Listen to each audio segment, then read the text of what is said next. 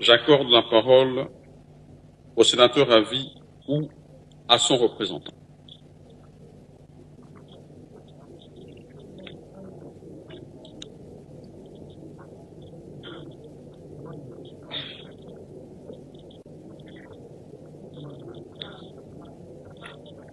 Je constate que tous les deux ne sont pas présents dans cette salle.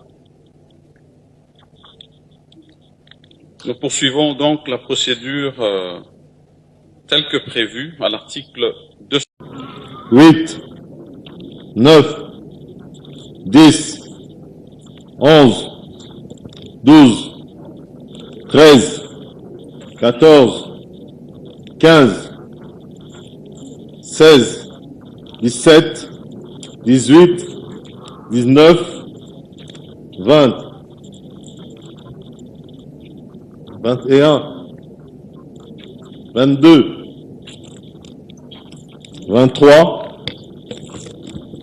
24, 25, 26, 27, 28, 29, 30, 31, 32, 33, 34, 35,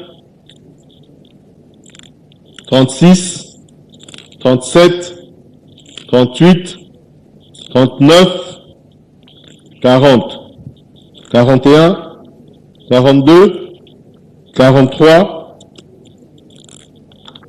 44, 45, 46, 47, 48, 49, 50, 51, 52, 53, 54, 55, 56, 57, 58, 59,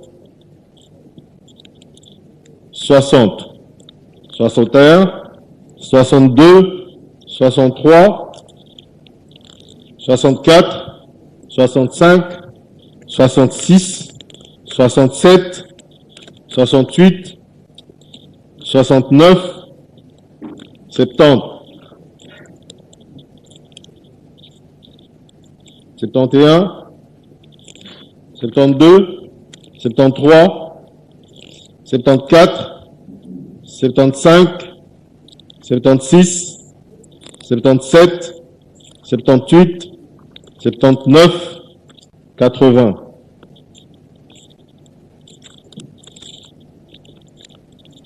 81, 82, 83, 84, 85, 86, 87, 88.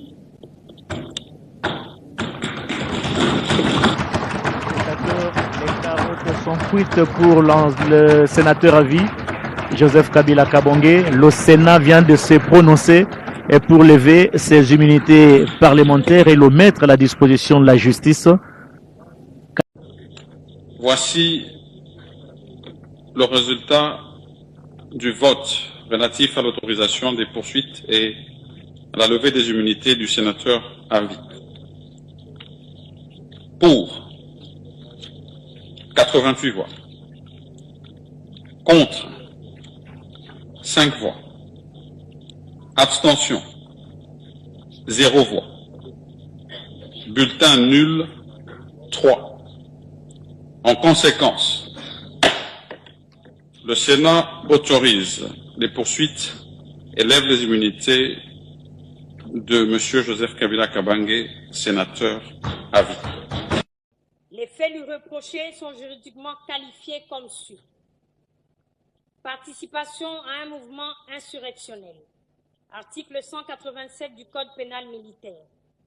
Par ses liens présumés avec le M23/AFC et les conseils fournis à ses dirigeants. Trahison. Article 188 du Code pénal militaire. Pour le soutien à un projet de renversement des institutions constitutionnelles en collusion avec une puissance étrangère.